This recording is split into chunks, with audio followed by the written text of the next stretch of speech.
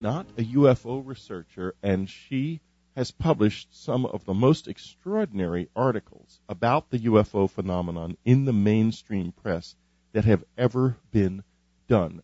She publishes in newspapers and magazines around the world, including the Boston Globe, the Baltimore Sun, the Providence Journal, the New York Star Ledger, the Atlanta Journal-Constitution, the Nation, the International Herald Tribune, the Sydney Morning Herald, the Bangkok Post. The list is long, and she is also a contributing producer for an investigative news program on KPFA radio in San Francisco.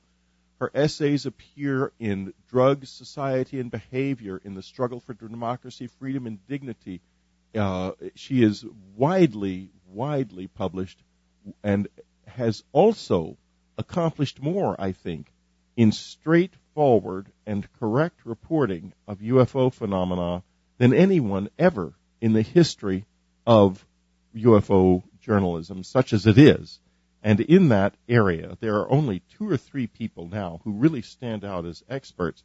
Leslie Kean leads them, and today we're going to be talking to her about the inside story of things like Governor Fife Symington of Arizona, because she is the person who actually wrote the first stories about Fife Symington's change of position, really. He was debunking the Phoenix Lights. Now he says he saw not the lights, but the most controversial and extraordinary of all of the phenomena, the Black Triangle. So, Leslie, welcome to the show. Well, Whitley, thank you, and that's quite an introduction. I really appreciate that.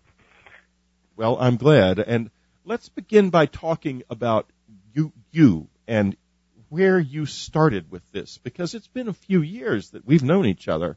And why did you start getting involved in, of all things, the dangerous things for a reporter to even write about, UFO phenomena? Well, you're right. Whitley, I got involved in 1999, and I believe that you and I probably met right around that time, or in 2000, which was when actually my first UFO story came out in the year 2000. It was a story in the Boston Globe, a long investigative piece around the Cometa report. You know, the French study about UFOs that came out.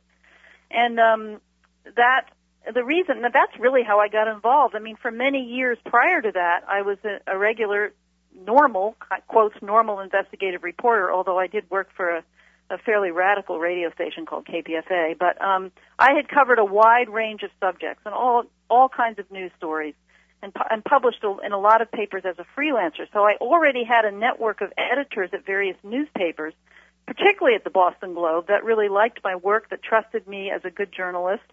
And it was because I had that door had already been opened to me, that when I finally came across this Cometa report, which was just sent to me by a colleague in France, and he said, take a look at this. Why don't you tell us a little bit about what it was, since it's been since 1999, but it's a very, very important document, and I think it's very important. Right. I mean, I was absolutely blown away from, really because of who wrote it. It was written by a group of 13 individuals.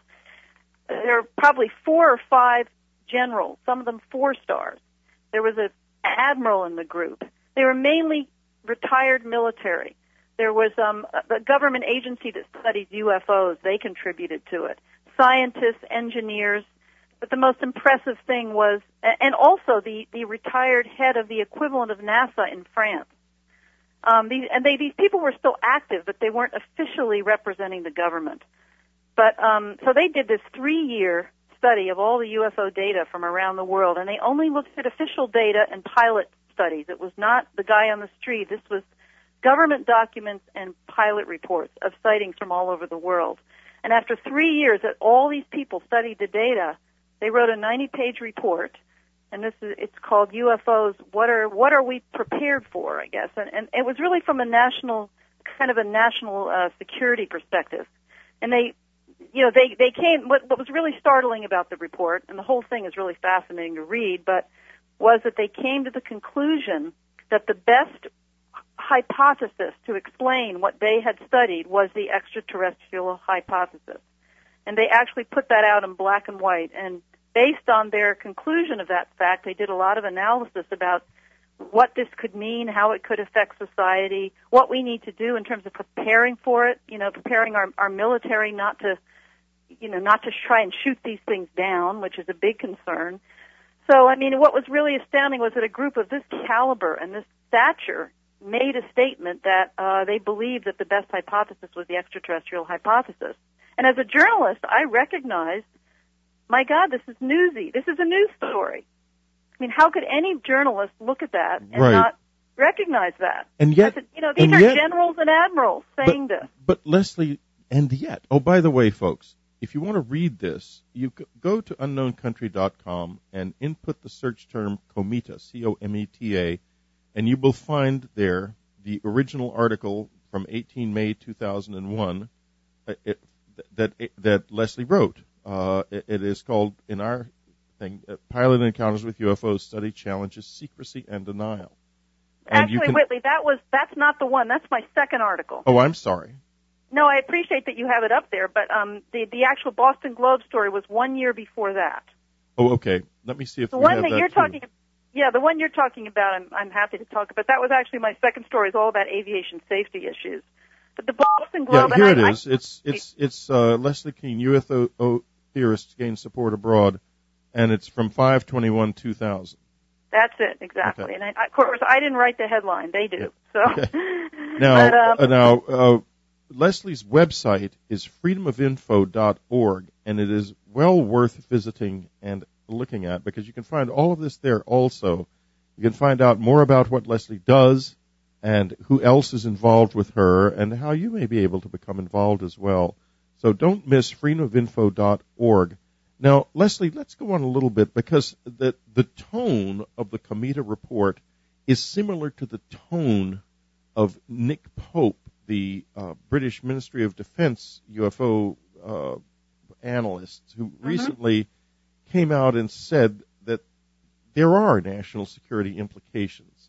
The same thing that the COMETA report authors concluded. Now, let's get into a little bit into, as a journalist, where are you now with this? Do you feel that this is as closest to it as you've been for all of these years? Are we in some sort of danger here, or exactly what is going on that would make them say that? Right. Well, I think that's a really important question, Whitley, because in everything I've written, and I think I forget if I put this in the Boston Globe story, but the point, and they actually made this point in the COMETA report too, by saying that this is a national security concern, they are not suggesting that these objects are hostile or in any way want to hurt us. That's a really important point, and I've interviewed generals and other military people in other countries. They all agree with the fact that these objects are not hostile. So when they talk about national security, the main thing they're talking about is the reaction that we have to them is really what the national security problem is. There are cases, and these are in government documents, of us, not just American, but other countries, sending out planes with missiles to try and shoot these things down. Yes. You know about there's the Iranian case. They did this over, I don't know if over Belgium they had missiles, but they weren't planning to use them. But one of the pilots who was in one of those Iranian jets is actually interviewed on Dreamland. So that's yes. right. That's fascinating. And the point being, though, that if human beings, and this is why the COMETA report titled their study, "What Are We Prepared For?" One of their major points was we need to prepare our people, our air traffic controllers, and mainly our pilots and our military people about how to respond to these things. And by denying that they exist, these people aren't getting any training. And if people are trained, the accident could come, the national security problem could come through some crazy behavior on our part because we're not prepared in how to respond to these objects.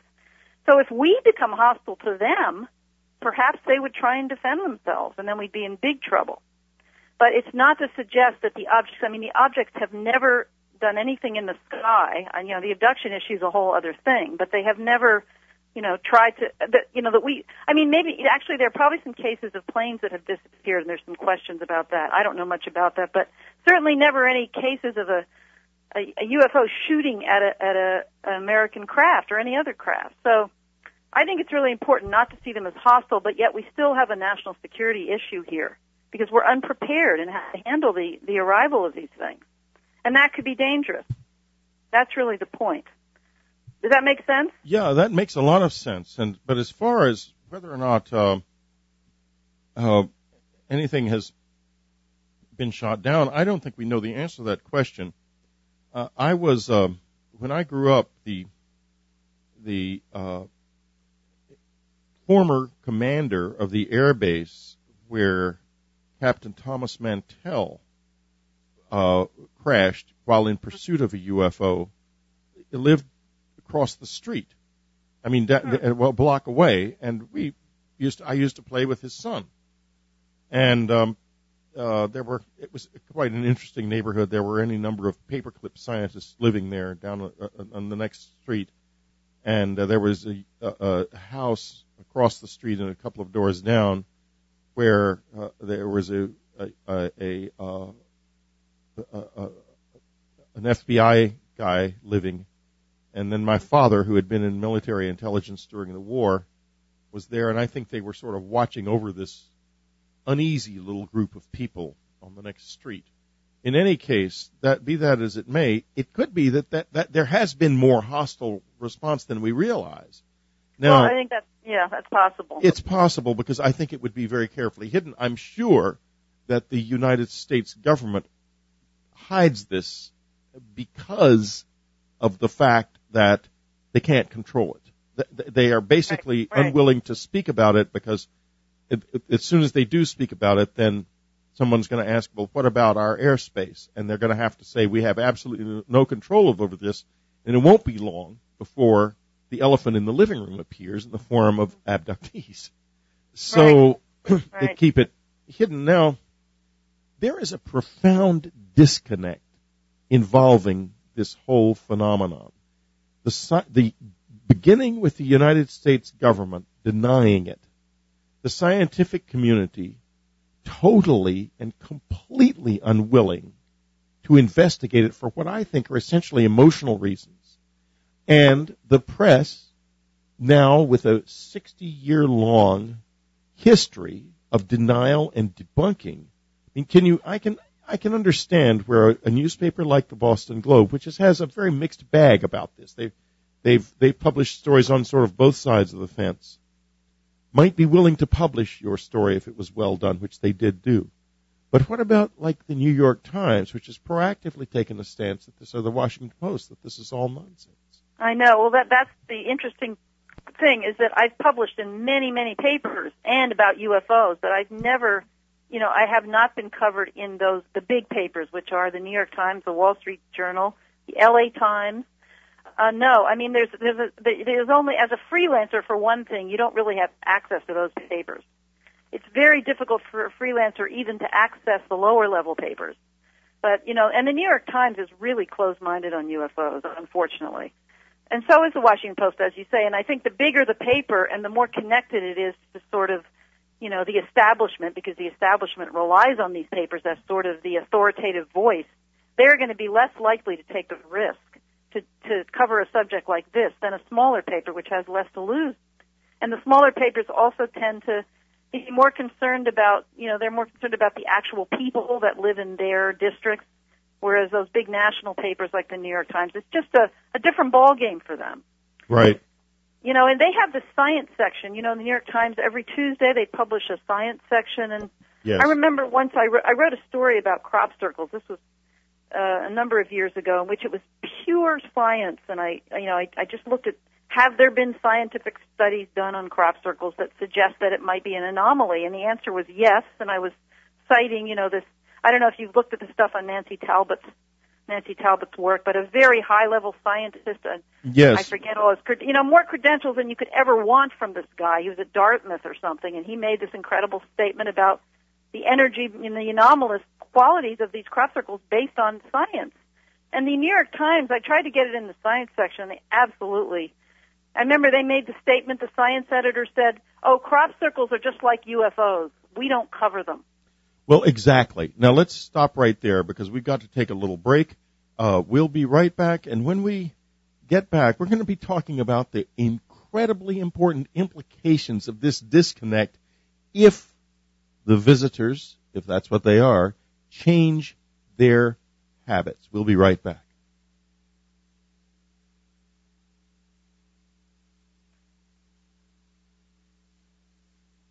This is Whitley Strieber. I'm talking to Leslie Kean. Leslie Kean is an investigative reporter with an extraordinary reputation who also reports seriously on the UFO phenomenon. We're going to be talking about her report about Governor Fife Symington of Arizona, who has recently essentially changed his stance on UFOs in a very extraordinary way, and the recent O'Hare UFO sightings, which she covered extensively. But before we go on to that, Leslie, let's talk a little bit about this cultural disconnect, because I have a journal entry up on my website called, I think it's called The Elephant in the Living Room or something to that effect, about essentially the fact that things are changing in the UFO phenomenon, mostly from our side.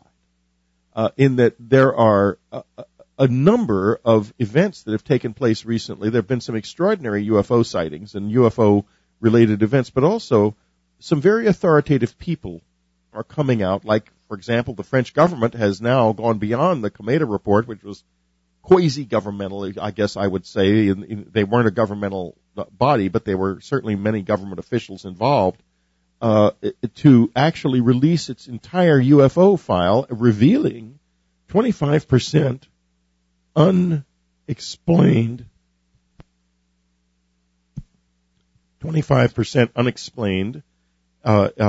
sightings. And from what I was able to see before the site became unreachable due to all the hits, hundreds upon hundreds of meticulously investigated reports. It's incredible, a treasure trove of information. It's all in French, but I read enough French to be able to have read a few of them. I might add, my spoken French is quite interesting. It's quite interesting to be in France with me, I think, but that's another story. Okay, let's now go on. What do you think would happen, like to the New York Times, if the UFO phenomenon was suddenly no longer secret?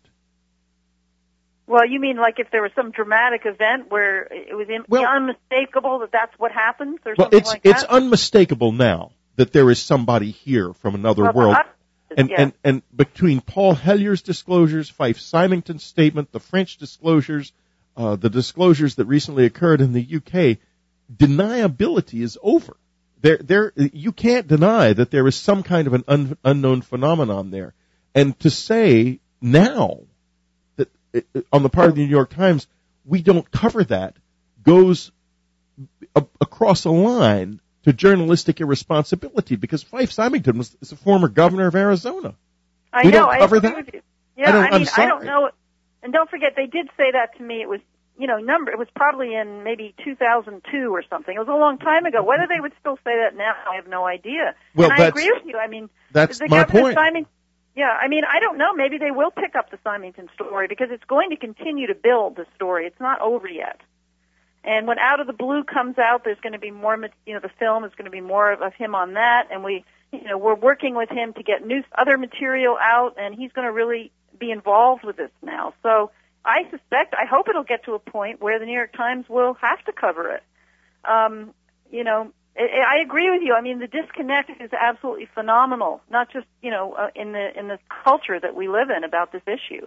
And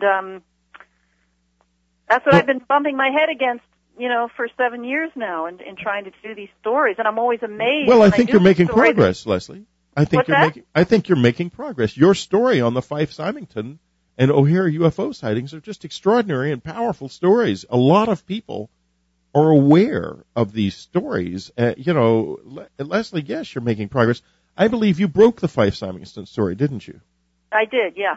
In cooperation with the Out of the Blue team. I mean, I've worked with James Fox and Tim Coleman for years, and actually the original interview was given to James Fox by Mr. Symington for the movie Out of the Blue, which is being revised.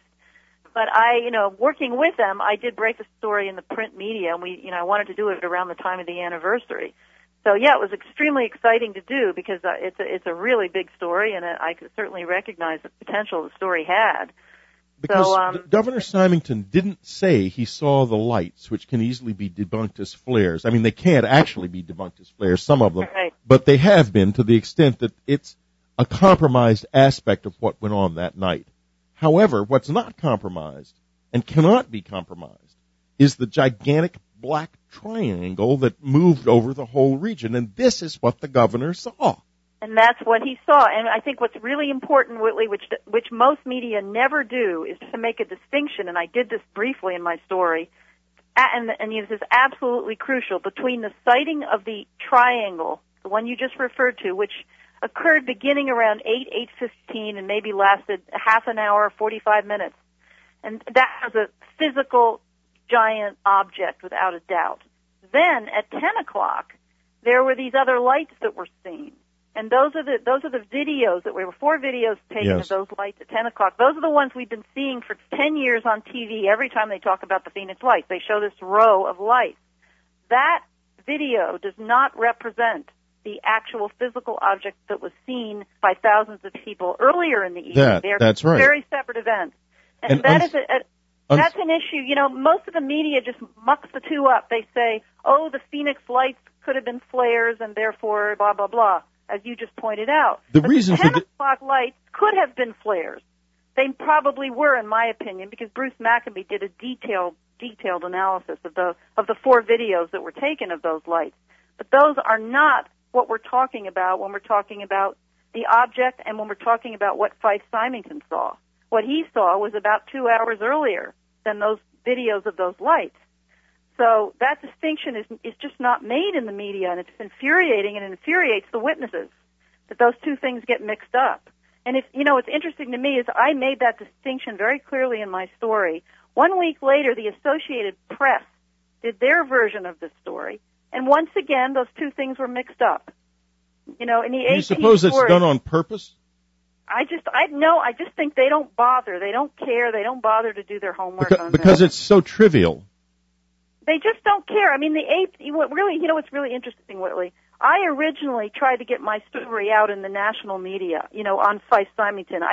And eventually I published it in a paper in Arizona, which I'm very happy to do because this paper has done a lot of good reporting on this. But I thought, this is a huge story. I'm going to try and go national with it. So one of the places I tried was AP. I called the Associated Press Bureau in Phoenix. They're right there in Phoenix. This is a huge story. I called them on the day of the anniversary, and I said, this is the 10-year anniversary today. I've got this interview with him. You want to write about it? They refused. They weren't interested. 1 week later, they write their own story on it, and it's a debunking article, basically. They basically debunked it. 60 years. What does that tell you about journalism? It tells you that they are committed to defending 60 years of debunking. They don't want to face the fact and say they're wrong. And this is a huge problem because on the other side of this, I could read to you a letter I got just the other day on the email from somebody, and it would curl your hair. I will describe this in general terms. I'm not going to read this guy's exact words, but this is typical of letters that come into this website often daily, certainly once or twice a week at least, from people who are having what are clearly physical close encounters that are really very difficult for them. This is a man living at the extreme edge of anxiety with a wife and 2 little tiny children in his house, with ample physical evidence of what is happening to him, reassurance at least from his doctor that he is not in any overt physical problems. He's had things like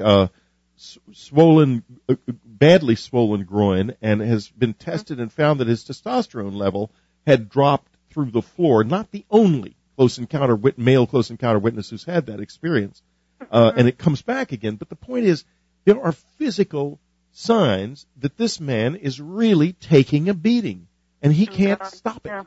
Now, the irresponsibility of the whole institutional structure, not just the press, but the government the scientific community and the press is getting to the point where we can't really handle it anymore. Leslie, we got to have help here.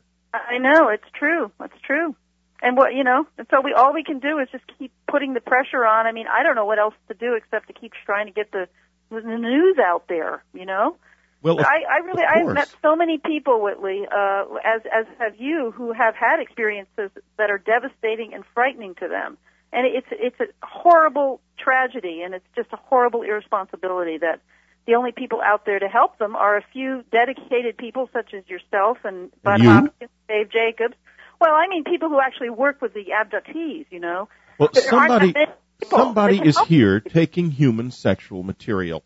And believe me, we might get the press to the point where they are willing to admit that there are intelligent craft floating around in the sky. I don't know that we'll ever get the American press that far, but I wouldn't be surprised if the French press and the European press in general doesn't start to change its tune, because they don't have pressure from a government. No, they don't. Not like we do. Like we. I mean, I lived with that pressure firsthand when I was working with Dr. Bill Mallow at the Southwest Research Institute. He was analyzing implants that were given to us by Dr. Roger Lear and others, and he was told in no uncertain terms by the director of the institute, quote, "Our CIA client takes a dim view of Whitley Strieber and UFO research, and we do not want you to do this at all in such a way that any of the records that you expose can be identified as having come from this institution." He had to handwrite material for me. And this is because they can't control it.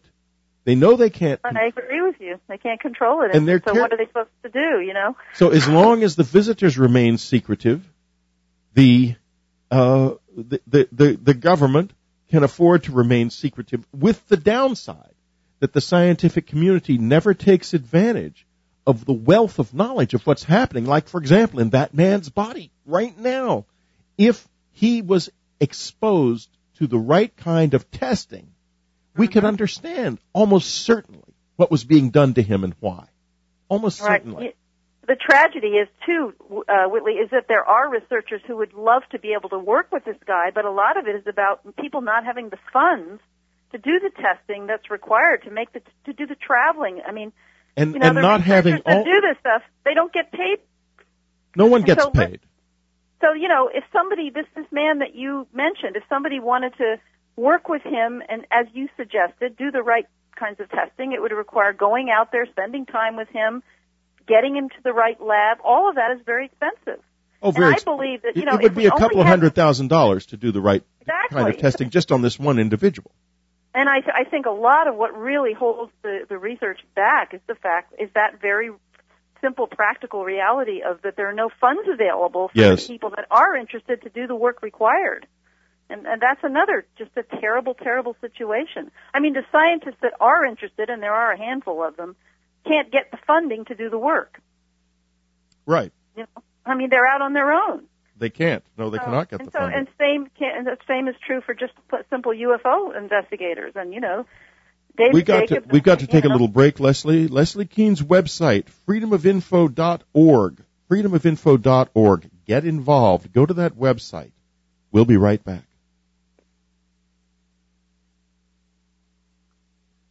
This is Whitley Strieber. It's Dreamland. We're talking to Leslie Kean. Her website is freedomofinfo.org. Leslie Kean is an investigative reporter who also reports seriously on the UFO phenomenon and has published her work in many mainstream newspapers and other media outlets.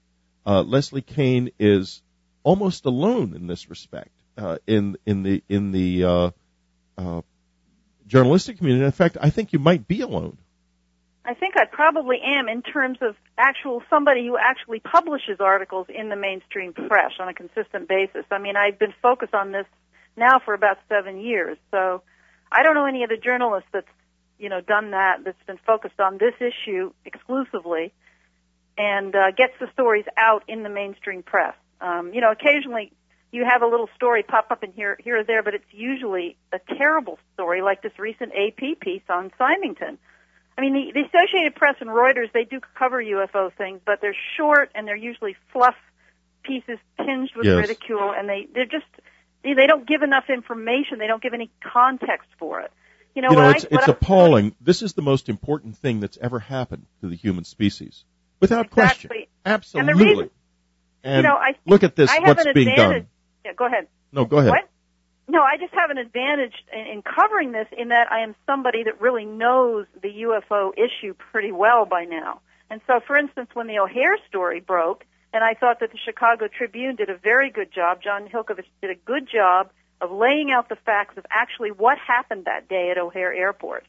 What I did then was I took that story about what happened and I put it in a bigger context, and I looked at the implications for it, and I got high-level people to comment on it. I knew who to go to for those comments. Yes. And that's something that another journalist just wouldn't know.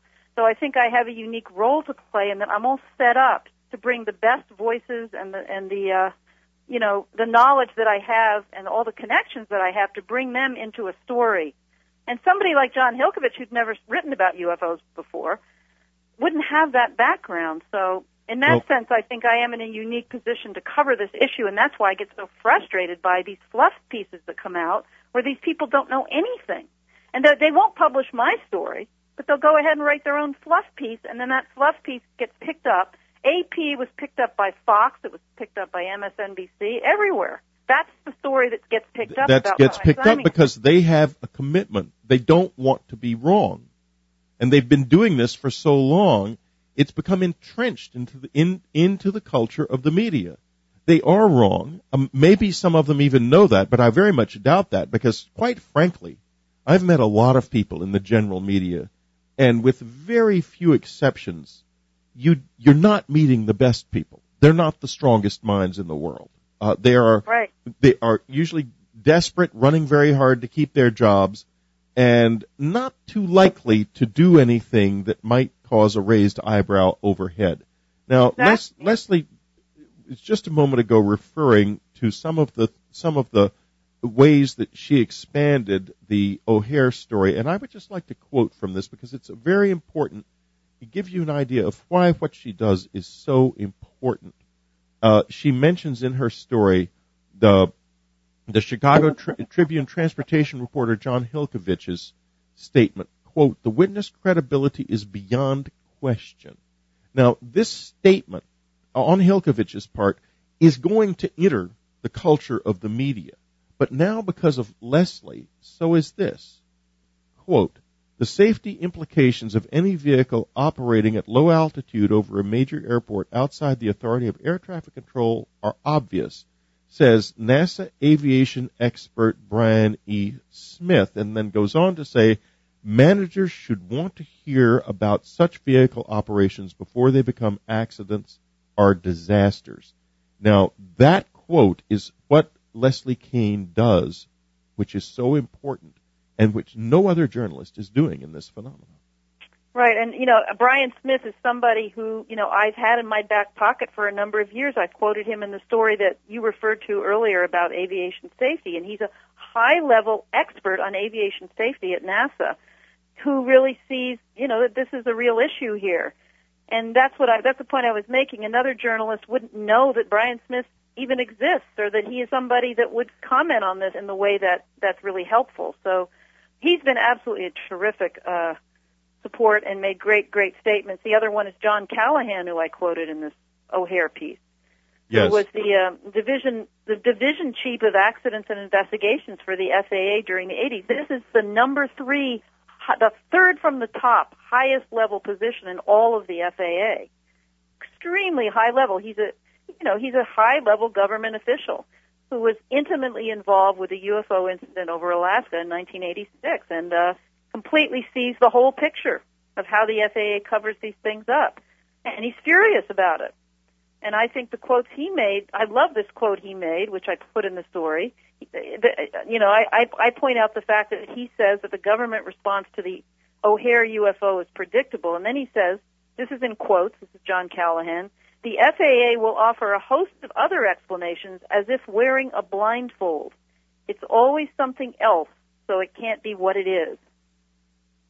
And I love that quote. That's a great quote. It's because that quote says, it says to us that this that ignoring this is something we really must not continue to do. Because, exactly. I in the journal entry I referred to a few moments ago, the elephant in the living room, I make a point that the fact that this phenomenon is itself, whoever is out there, is secretive. They're very stealthy. Mm-hmm. Means that we must not be. We must be proactively interested in what's happening to us, because something is happening to us. And its implications for the future of the human race are gigantic. The more we ignore it, the more trouble we could be getting into over the long term. The fact that they are secretive means two things. One, it means that it would be harder for them to do what they do if they weren't secretive. Two, it means that whatever they're doing is something that we would be concerned about if we understood it. I'm almost certain of that. And when you get down to what happened to me, I have vivid memories of what happened to me on that first night. Sexual material was removed from my body. This is a consistent aspect of this phenomenon, beginning, middle, and end. Now, people say, well, maybe they're about to admit that there is somebody flying around here. But if there's somebody flying around here, they're going to turn out to be in our bedrooms too. And Leslie, where can you go from here? You seem to be kind of up against a media brick wall. Well, I am, Whitley, and you think that every time I do this, I always bump up against that brick wall heavily, and I make notes about it and I observe it and see what I can learn from it, and I just keep doing it.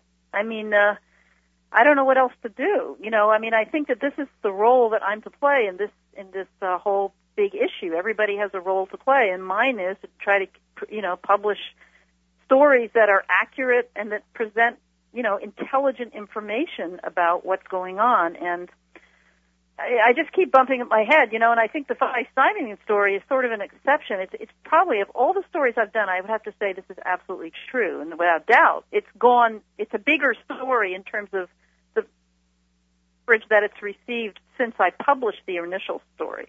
It was on CNN, it's on Fox News, all of that. It's a bigger story than anything else I've done, so that part and yet of it was very poorly handled on Fox News. I saw it. Very poorly handled. I didn't see the Fox News. I'm sure it was. Did you see the CNN? No. Yeah, that one, it wasn't that bad, except they introduce it. You know how they always have these guys that introduce these it was about a 3-minute piece that they did, and then they edit it. And they have a guy, how they introduce the piece before it comes on. And, of course, this guy was saying, he says, there are many true believers out there, but now we have a true believer who's a governor. And, that immediately sets the tone wrong. The point, this has nothing to do with being a believer. This guy saw a physical object. Yes. He didn't have any beliefs necessarily one way or the other.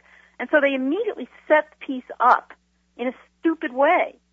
So you think, these guys are true. I hate the term true believer. I think it's so insulting to people. And so, I was very disappointed that they started it off with that. And then, although the piece itself wasn't bad, it really wasn't, they had in the lower right-hand corner of the television screen, all during the piece where they actually interviewed Symington on camera, they had a little graphic of a little UFO, a standardized little disc. Yeah. Just flying around in the lower right-hand corner of the screen while this interview was going on. You know what that was? You know what that was? That was human fear flying around there. Exactly, because they laughter... They have to make light of it. They make light of it because it frightens them. And I think that's true. Yeah, oh, yeah. That's why Mr. Symington said that he did not, a lot of the reason he didn't talk about it initially was because he recognized the fear of the issue. He was afraid people would panic. That's one of the reasons. It was more than that, but he was afraid people would panic if he came out and said what he was seeing. And yet, if he had come out at that news conference and said this, if he had said, I saw a large triangular object at about 8:30, it had nothing to do with any apparent flares that appeared later, and I agree that this was an unknown phenomenon, he would have changed the world. Instead, what he did was, I think, personally, morally wrong. I think that his fear that this would somehow cause panic overcame his conscience. Now I think his conscience has begun to speak more loudly. But let me ask you this. I see an interesting pattern, and I've known for a long time that this phenomenon is in control of the situation much more deeply than we realize. Now, we have here, last year, Paul Hellyer, former Canadian Minister of Defense, makes some extraordinary statements about this. Then we have Nick Pope coming out with, and the British Ministry of Defense, with new information, including information about some very extraordinary unsolved cases. Then we have the United UFO sighting, which most people in the world believe the media is simply lying about, and the FAA is lying about. Right, that's pretty obvious. Pretty obvious. Then we have Fife-Symington. Then we have the French opening up their entire body of UFO evidence.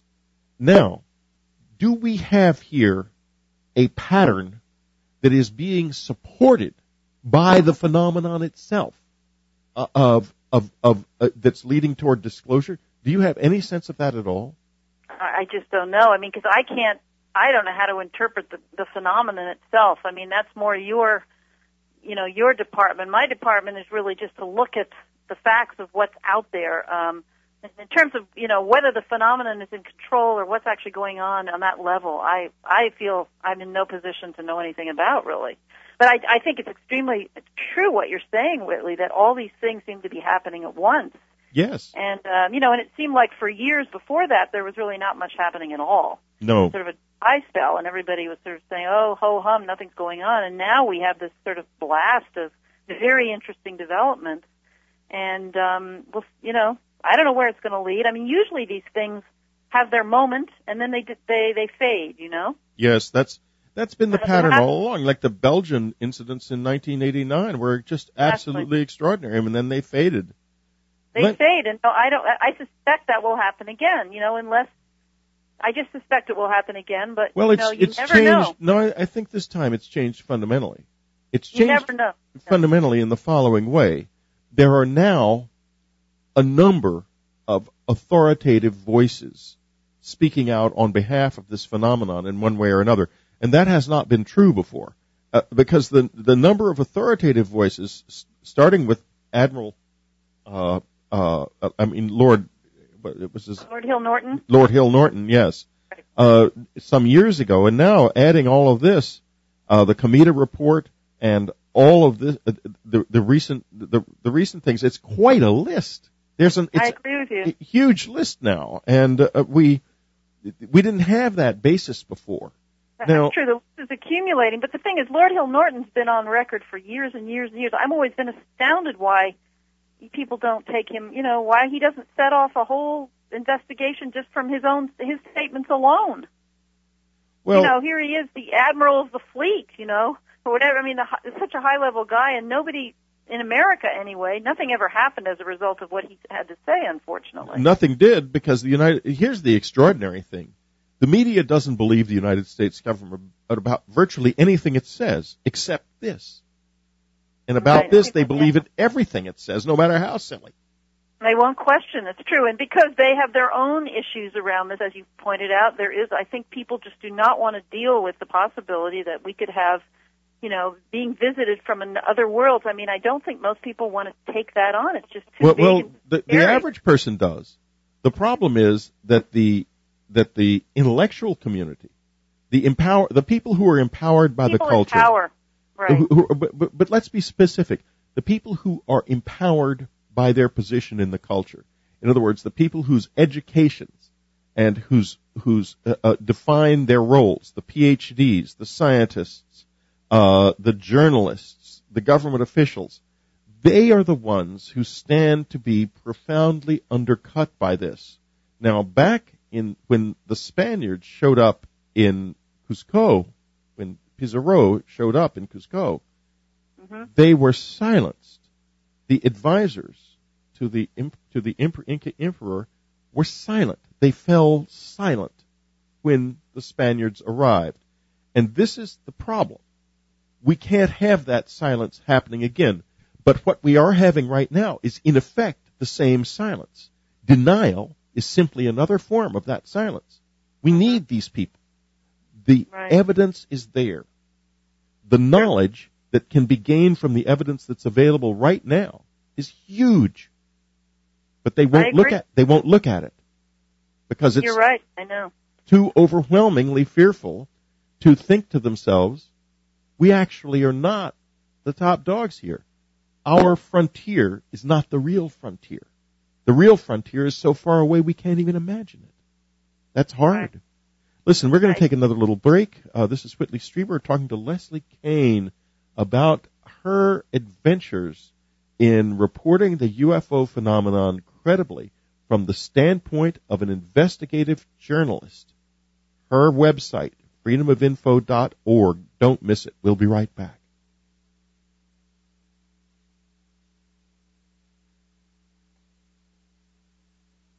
This is Whitley Strieber. We're talking to Leslie Kean, her website, freedomofinfo.org. Don't miss it.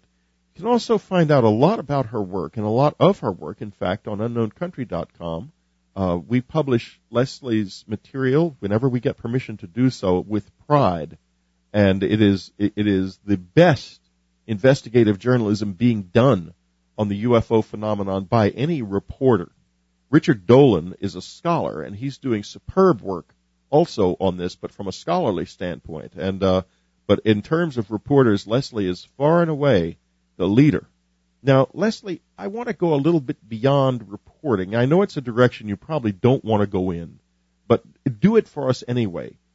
I want to get your sense of the phenomenon and what you feel about it. Is it negative, positive, or a mixed bag? And do the national security implications, which are obvious, represent a danger or simply something we should learn more about? Well, I don't think they represent a danger. I mean, as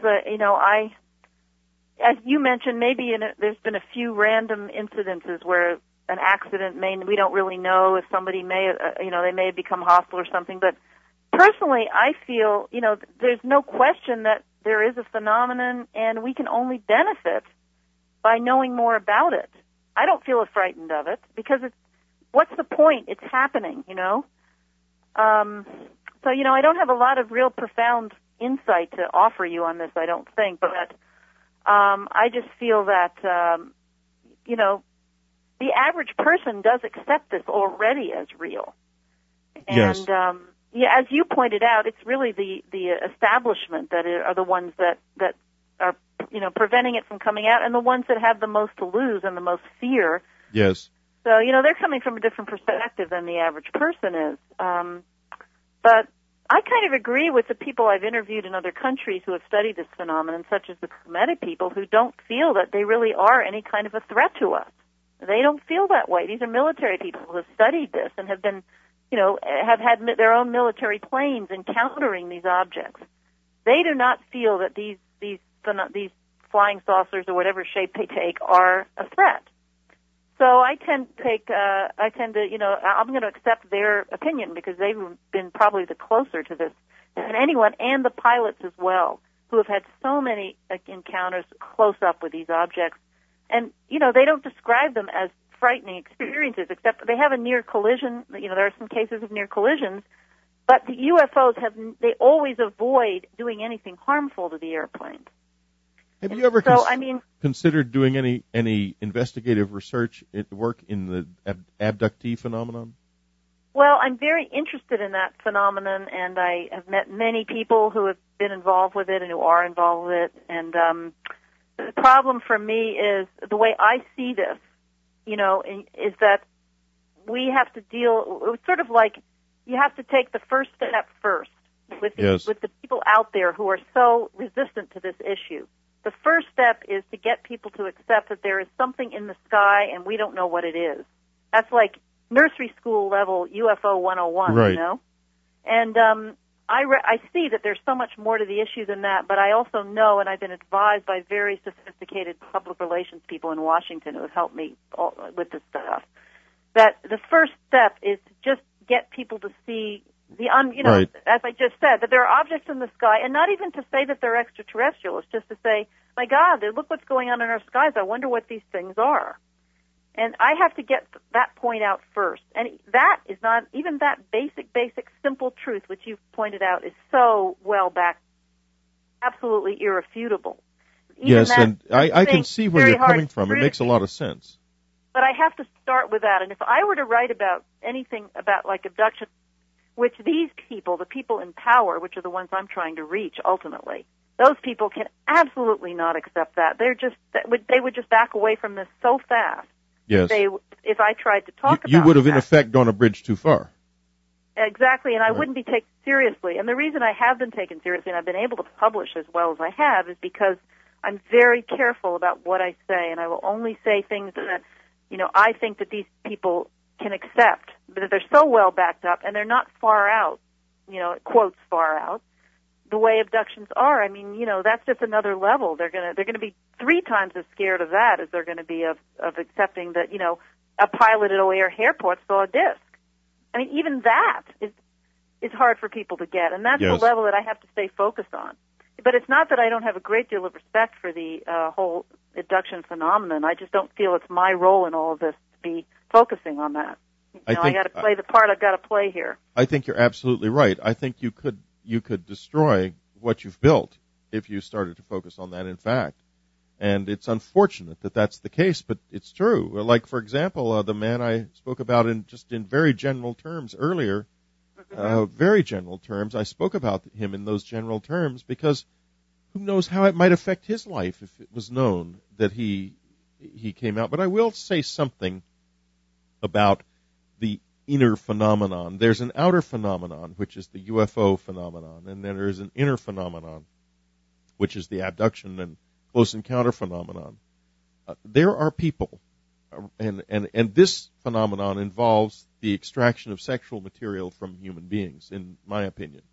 And that opinion is based on a lot of knowledge and research. Now I also have a few cases where we are finding children who look very much like abductees who are not their parents, who are very, very strange children. And this is something that we're just beginning to work on. But something is being done, I feel, to manipulate the human genome, both on Earth and possibly elsewhere. I think that what we are looking at here when we look at the UFO phenomenon is we are looking at the lens on the periscope of a very big submarine that is underneath the surface of human life and human consciousness. Mm-hmm. However, I believe that it might be that it is beginning to ask us to address it as what it is. Mm-hmm. And what do you think would happen, Leslie, if, and this is a question I think you can answer, if there was an irrefutable UFO sighting event, what would happen? If, say, a UFO hung over Washington for 2 hours one day or over New York City, what would happen to the Washington Post, the New York Times, Fox News, and all of those institutions? How would they react? I don't know, but they certainly would report it. I mean, let's say something hovered low over Washington for 2 hours. First of all, I think they would send out probably military planes, and it would either go away or the planes would shoot at it or something stupid would happen. I mean, that's what the national security danger is. I can't imagine that it could sit there for a full 2 hours without, us interfering in some way, but nonetheless. Well, I can assure you of this, that from what I know from my life in this thing, the Air Force will not shoot at it, no matter what. Not especially not where the results of doing that could be witnessed.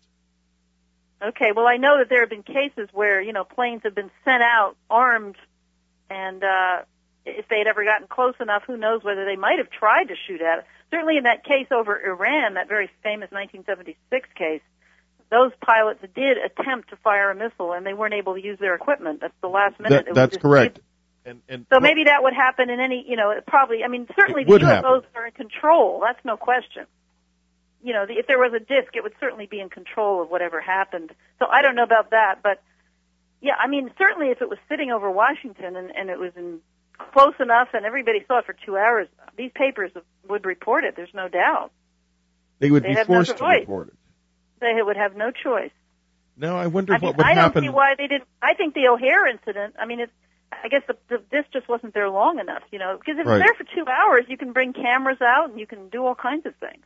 Well, there's a slow process of acclimatization going on, and I believe that the Fife Symington story, it might be that he saw that story. And that is, who knows what inspired him, but the point is, something did. Something inspired the French now to do what they did. They didn't do it 10 years ago, 5 years ago, last year. They did it now. Something is afoot, Leslie. And I think that, I have to tell you that you're going to be in the eye of this hurricane, in my opinion, if it becomes one. And if it doesn't fade again, it's going to go really, really far this time. Well, let's hope it does, and I'll stay on it. But as a freelancer, again, I only have so much access to media, which is the sad thing. Once something really huge happens, let's say the scenario we were just talking about, and the Post and the Times report on it themselves, they're not going to. I'm not really going to be needed, quite honestly, anymore. They're going to be reporting from, and this is the dangerous part of it, from a standpoint of such ignorance that they're liable to be like the Inca Emperor's advisors, and this thing is liable to get really way out of hand in that they will start to call on experts who have been denying the existence of this and not understanding it for all of their careers, who are suddenly forced to say that something strange must be going on. And whether or not that would be a great danger to this culture, I don't know, but it's a decision that won't be made here. It's a decision. That's right. I hope that they would call on people who have knowledge to help them with the way they write their stories, I hope they would call on you. A lot of them know you're out there. But I know, but journalists tend to be very competitive with other journalists, and who knows? This is all speculative anyway. But I would hope that they would take advantage of people that have studied this issue, and we'll see what happens. I don't have anyway. It's a very speculative scenario.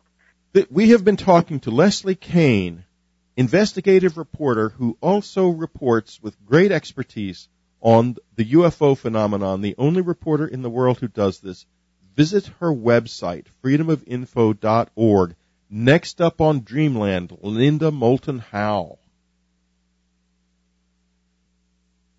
You're about to experience something that you just can't get elsewhere, an extraordinary Linda Moulton Howe interview about that weird hexagon on Saturn. And another thing, the eye at the base of Saturn. Listen as Emmy Award-winning science reporter Linda Moulton Howe reports on the absolute leading edge of science discovery and the true mysteries of the unknown. And don't miss her website, earthfiles.com. I go there every day. It is the most exciting and most extraordinary science website in the world. It tells you the secrets and gives you the facts the others dare not. Earthfiles.com. And here she is from Albuquerque, Linda Moulton Howe. Thanks, Whitley. Before Saturn, for the first time in astronomical history, a huge, bizarre rock out beyond Neptune has been linked to other orbiting bodies out there, like a family never seen before. Somehow, this big rock, almost the size of Pluto, got into orbit out in the Kuiper Belt, far beyond Neptune and Pluto, where most every other object is made of ice. Not only is this huge rocky object out there, it is the only object in our solar system shaped like an American football and tumbling long end over end every 4 hours. Where did this bizarre, nearly planet-sized rock come from, and what caused it to be the fastest spinning object orbiting our sun? Finally, planetary astronomer Michael Brown, Ph.D. at Caltech, says that he has discovered the smoking gun. in the March 15th, 2007 journal Nature, Dr. Brown describes finding icy satellites in the EL61 region that have surface properties nearly identical to those of this big rock object called 2003 EL61. This is the first family of Kuiper Belt objects ever discovered and imply they all came from one gigantic impact long ago. The big spinning rock has never been given a real name. It's only referred to as 2003, the year it was discovered, and EL61, which is from an astronomical code list. Well, why hasn't 2003 EL61 been given a proper name yet? I talked about all of this with Professor Brown, well known for his surveys of distant objects in the Kuiper Belt beyond Neptune and Pluto. Dr. Brown was named one of Time magazine's 100 most influential people of 2006. In fact, it is one of Dr. Brown's discoveries that demoted Pluto from being the 9th planet to being only one of many dwarf planets. The largest dwarf planet is Eris, discovered only 2.5 years ago.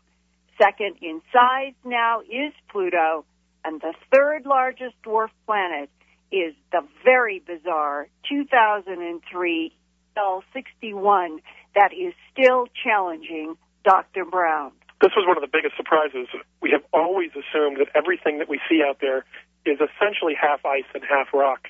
We have actually found a few things that even have almost all ice and no rock at all. And so to find this object, when we first realized that it's almost entirely rock, that was a big surprise to us. And the strange part about it, of course, is if you look at the surface is incredibly bright and shiny and icy, and you don't see anything but ice on the surface. So it must be a very thin frosting of ice with all rock underneath. One of the original ideas that somebody came up with, just initially throwing out thoughts on how this could be, is that maybe this actually came from the asteroid belt much closer to the sun and somehow got tossed out. But the funny thing is that this one object is bigger than the entire asteroid belt put together. So you could stuff the entire asteroid belt inside this one. All of the things, everything we learned about this as time went on, it just made it stranger and stranger. So the first thing that we realized is that it gets brighter and darker with a 2-hour period, and we realized early on that that's because it's tumbling end over end with a 4-hour period, and we see the small end, and then we see the big end, and then the small end and the big end over the course of 4 hours. So this thing is shaped almost like a football, except if you took the football and you let some air out of it and then you stepped on it, it's shaped more like that. The long dimension is about the size of Pluto, so it's a pretty big football. The short dimension is about half that size. And when we first found this, we thought this was really surprising. We didn't expect to find anything so strangely shaped, so rapidly rotating. It's the fastest rotating large object in the solar system. So all of these things were pointing to something very strange having gone on in the past. Is there any possibility that there was some big event that affected the water on Mars and its atmosphere, the moon, the whole solar system, and may have been responsible for creating this strange 2003 EL61?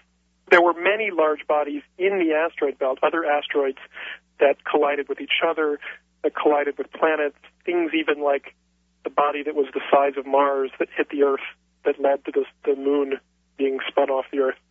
So those sorts of things have been well known in the inner part of the solar system for a long time. And we also know that in the outer part of the solar system, we can tell that collisions between Kuiper Belt objects must have been important.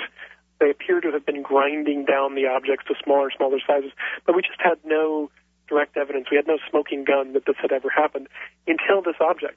The first idea that we really clung on to about how this thing got to be the shape and the rotation is that perhaps it had been larger in the past and it had been hit very hard by another large object with a sort of glancing blow.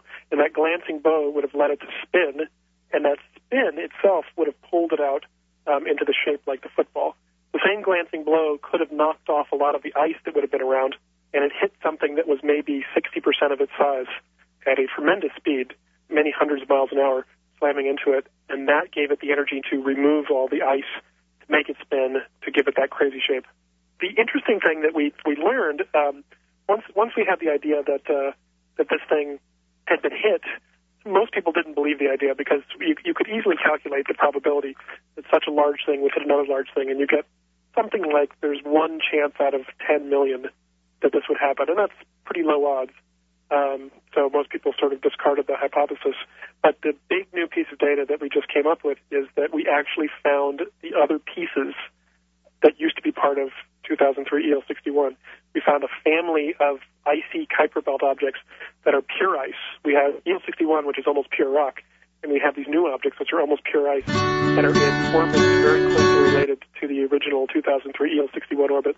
So it was definitely the smoking gun that these objects had all really once been part of the same object. So now that we know that this impact happened, we can start to watch where the objects have gone since the impact. Since the impact has occurred, most of the objects have stayed more or less in the same place that it happened. EL-61 itself, the big rapidly rotating body, has moved slightly. And the reason it's moved slightly is because of many, many long-term, long-range interactions, gravitational interactions with Neptune. It's sort of halfway through its evolution, and when it gets to the end stage it actually will encounter Neptune. And once it encounters Neptune, it's on a one-way journey into Jupiter, and then Jupiter is sort of the goalkeeper of the inner solar system. If Jupiter lets it go by, it becomes a comet. If Jupiter doesn't let it go by, it just flings it out of the solar system entirely. So EL-61 itself will go down this path and has the potential to become a spectacularly bright comet. And would it continue to have its football shape and be moving end over end as it became a comet flung by Jupiter? It would. It would be an interesting sight because you would get these jets coming off of it that were, like a yard sprinkler that's with the jets coming in. Imagine the yard sprinkler moving incredibly quickly. You would get these really variable jets going in different directions. I sort of vaguely calculated that it would be as bright as the full moon for decades at a time. It would be a pretty spectacular sight if you're willing to wait 1 billion years for when it happens. So you think it's 1 billion years it might turn into this over-end comet? That's right. And why is it that it would take 1 billion years? Well, it's very slowly evolving, and it's already been doing it for 4.5 billion years. It has a little bit more to go before it ever gets to encounter Neptune. It's because it only gets a tiny little tug from Neptune every time it goes around the sun, and you have to add up those tiny tugs before you have enough of an effect to get close enough to really change your orbit dramatically. And if you add the icy pieces that you have found plus the big rocky football, and you put them together, that would be larger than Pluto? No, it's about 2/3 the size of Pluto. It's not quite larger than Pluto.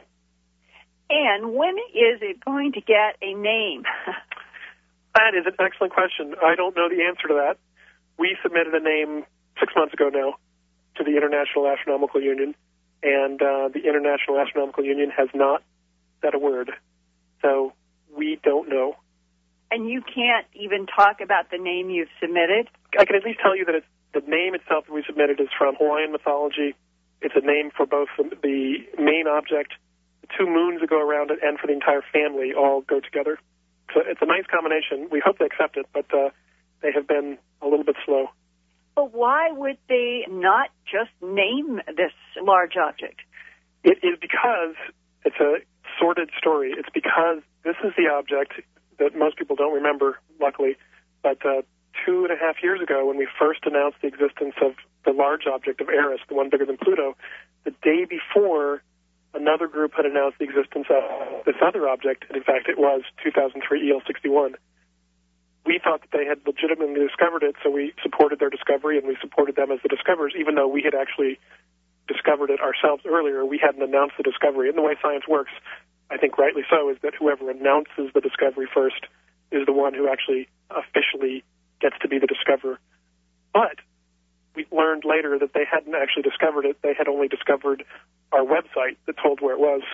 Their claims had been essentially fraudulent, as far as we can tell. However, the International Astronomical Union hasn't decided who to side with yet at this point. So the announcement of the name will essentially tell you who they believe.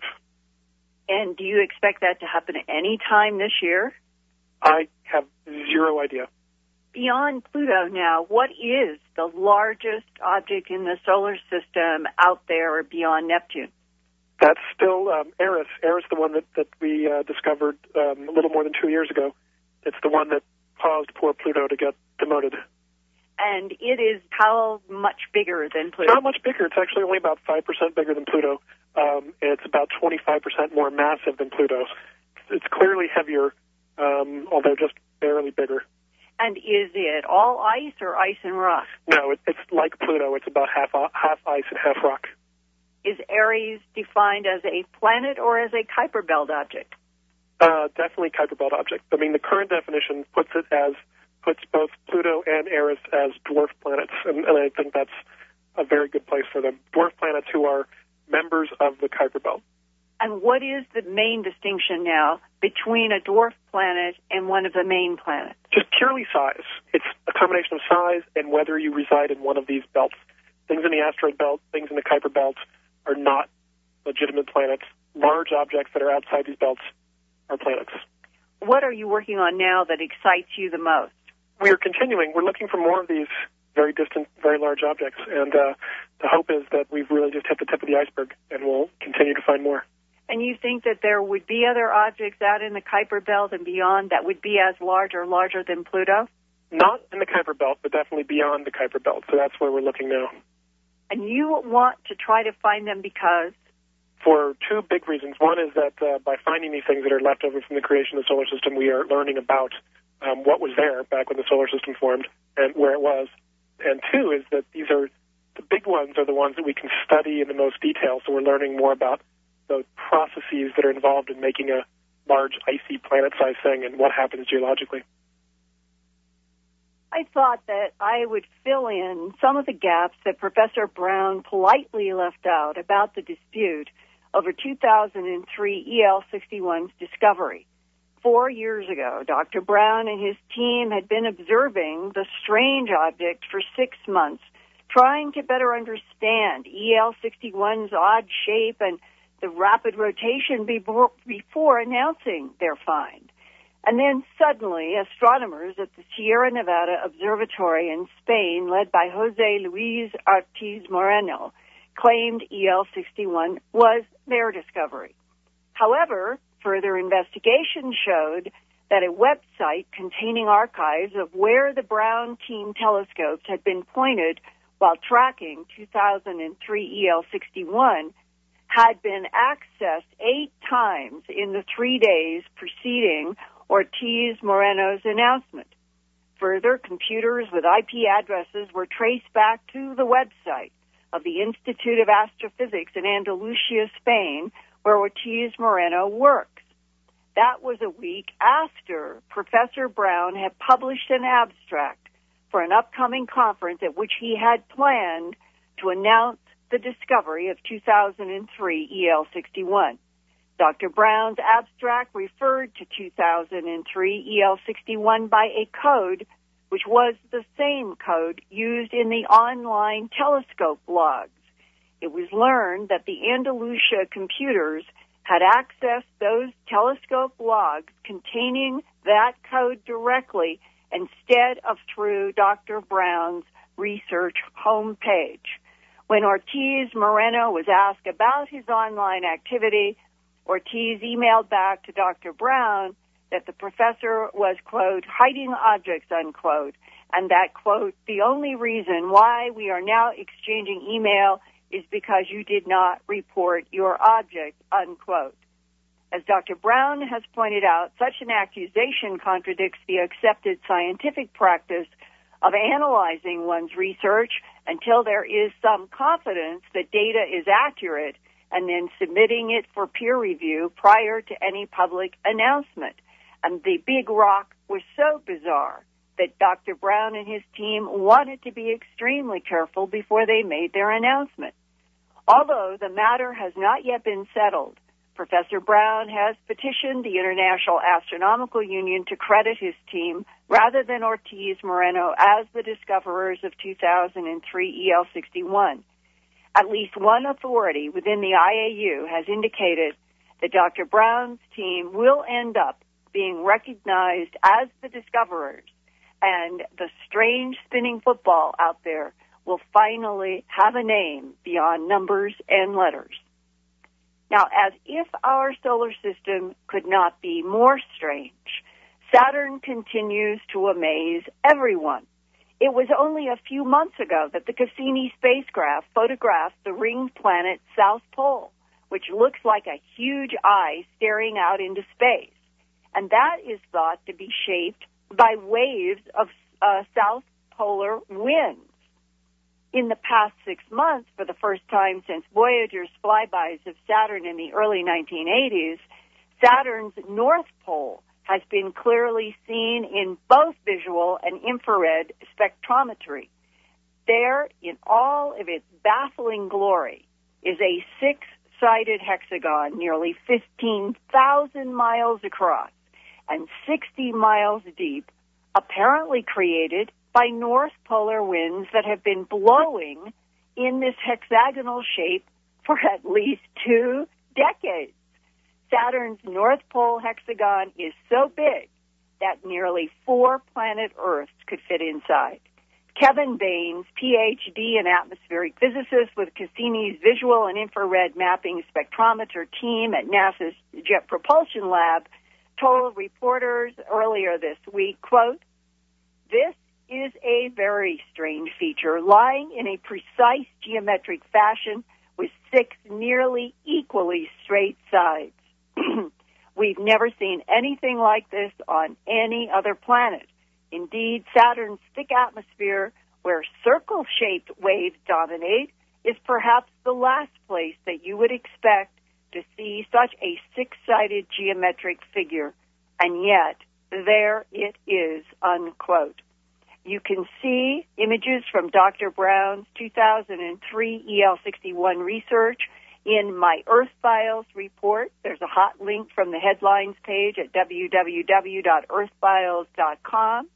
And I also have hot links to a series of Saturn North Pole hexagons taken in both visual and infrared frequencies. As Nobel Prize-winning physicist Richard Feynman once said, quote, "Not only is the universe stranger than you can imagine, it is stranger than you can imagine," unquote. And Whitley, with these constant discoveries that keep challenging scientists who think they've seen everything, I am so excited about what more is going to be around the corner in the next few months. That's for sure, Linda. And not only that, I go to the very large array telescopes that are being created around the world now, in Peru and also in the United States, I believe, that are going to be 100 times more powerful than Hubble and from the ground, meaning that if we are looking at stars like 18 Scorpius, which is an identical twin of the Sun about 50 light years away, we are going to be able to clearly see any stony planets around it, directly see them. And I wonder if we will ever see one that's blue. Yes, and with that issue of water, it is amazing to me that one of the dominant interests of planetary scientists and astronomers like Dr. Brown is all of this ice that is out in the Linda, we've got just seconds left, so I'm going to have to say goodbye. Thank you so much. We'll be talking to you again. Well, you're right. Whitley, I got involved in 1999, and I believe that you and I probably met right around that time, or in 2000, which was when actually my first UFO story came out in the year 2000. It was a story in the Boston Globe, a long investigative piece around the Cometa report. You know, the French study about UFOs that came out.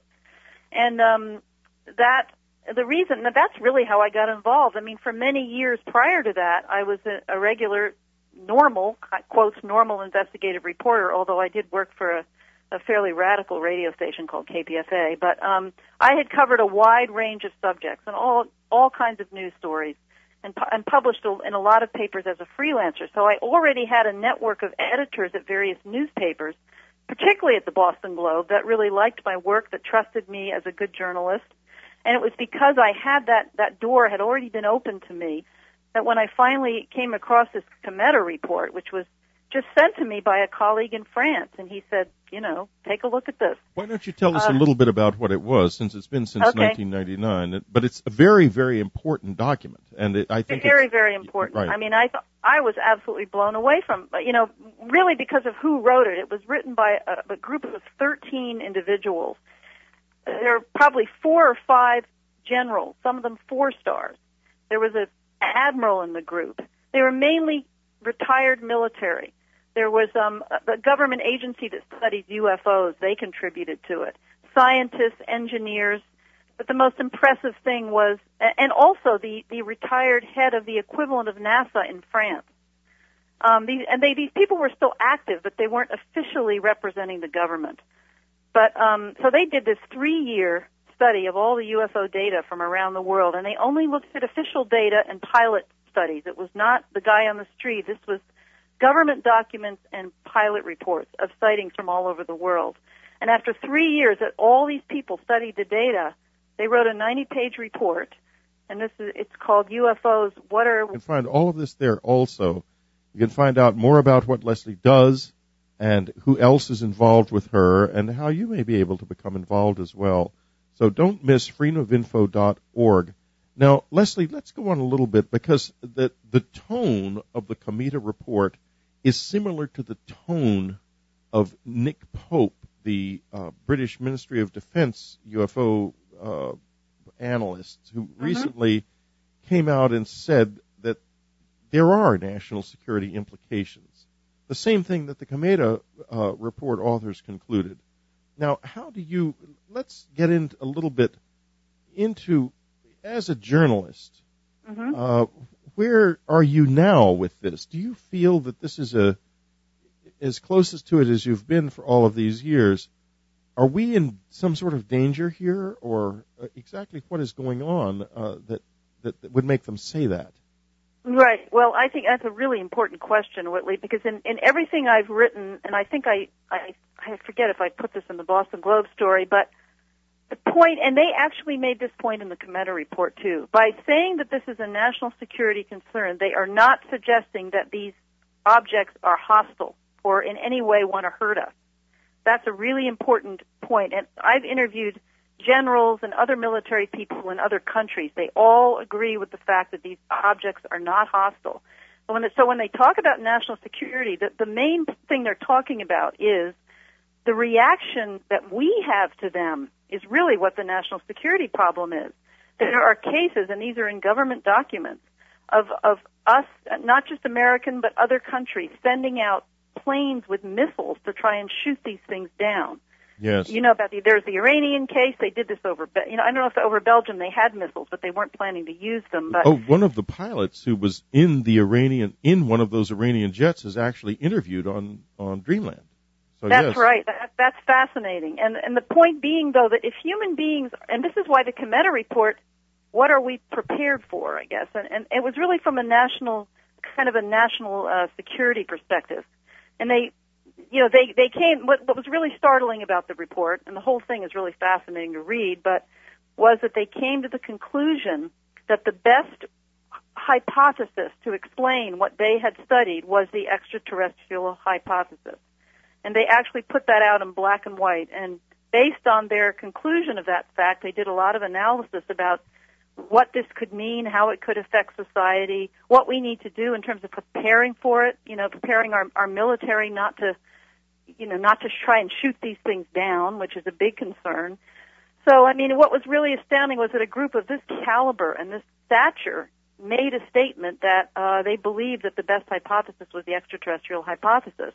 And as a journalist, I recognized, my God, this is newsy. This is a news story. How could any journalist look at that and not recognize that? And yet, these are generals and admirals saying this. But Leslie, and yet, oh, by the way, folks, if you want to read this, you go to unknowncountry.com and input the search term Cometa, C-O-M-E-T-A, and you will find there the original article from 18 May 2001 that Leslie wrote. It is called, in our thing, Pilot Encounters with UFOs, Study Challenges, Secrecy, and Denial. And actually, Whitley, that's not the one. That's my second article. Oh, I'm sorry. No, I appreciate that you have it up there, but the actual Boston Globe story was 1 year before that. Oh, okay. Let me see if the we one have that that you're too. talking. Yeah, the one you're talking about, I'm happy to talk about. That was actually my second story. Is all about aviation safety issues. But the Boston Globe. Yeah, here it is. It's Leslie Kean, UFO theorists gain support abroad, and it's from 5/21/2000. That's it, exactly. Okay. And of course, I didn't write the headline; they do. So okay. Now, Leslie's website is freedomofinfo.org, and it is well worth visiting and looking at because you're not a UFO researcher, and she has published some of the most extraordinary articles about the UFO phenomenon in the mainstream press that have ever been done. She publishes in newspapers and magazines around the world, including the Boston Globe, the Baltimore Sun, the Providence Journal, the New York Star Ledger, the Atlanta Journal-Constitution, The Nation, the International Herald Tribune, the Sydney Morning Herald, the Bangkok Post. The list is long. And she is also a contributing producer for an investigative news program on KPFA radio in San Francisco. Her essays appear in Drugs, Society, and Behavior, in the Struggle for Democracy, Freedom, and Dignity. She is widely published and has also accomplished more, I think, in straightforward and correct reporting of UFO phenomena than anyone ever in the history of UFO journalism, such as it is. And in that area, there are only 2 or 3 people now who really stand out as experts. Leslie Kean leads them. And today we're going to be talking to her about the inside story of things like Governor Fife Symington of Arizona, because she is the person who actually wrote the first stories about Fife Symington's change of position, really. He was debunking the Phoenix Lights. Now he says he saw not the lights, but the most controversial and extraordinary of all of the phenomena, the Black Triangle. So, Leslie, welcome to the show. Well, Whitley, thank you, and that's quite an introduction. I really appreciate that. Well, I'm glad. And let's begin by talking about you and where you started with this, because it's been a few years that we've known each other. And why did you start getting involved in, of all things, the dangerous things for a reporter to even write about, UFO phenomena? Titled their study, "What Are We Prepared For?" One of their major points was we need to prepare our people, our air traffic controllers, and mainly our pilots and our military people about how to respond to these things. And by denying that they exist, these people aren't getting any training. And if people are trained, the accident could come, the national security problem could come through some crazy behavior on our part because we're not prepared in how to respond to these objects. So if we become hostile to them, perhaps they would try and defend themselves, and then we'd be in big trouble. But it's not to suggest that the objects have never done anything in the sky. And, the abduction issue is a whole other thing, but they have never, tried to, maybe, actually there are probably some cases of planes that have disappeared, and there's some questions about that. I don't know much about that, but certainly never any cases of a UFO shooting at an American craft or any other craft. So I think it's really important not to see them as hostile, but yet we still have a national security issue here because we're unprepared in how to handle the arrival of these things. And that could be dangerous. That's really the point. Does that make sense? Yeah, that makes a lot of sense. But as far as whether or not anything has been shot down, I don't think we know the answer to that question. I was when I grew up, the former commander of the air base where Captain Thomas Mantell crashed while in pursuit of a UFO lived across the street. I mean, a block away, and I used to play with his son, and it was quite an interesting neighborhood. There were any number of paperclip scientists living there down on the next street. And there was a house across the street and a couple of doors down where there was an FBI guy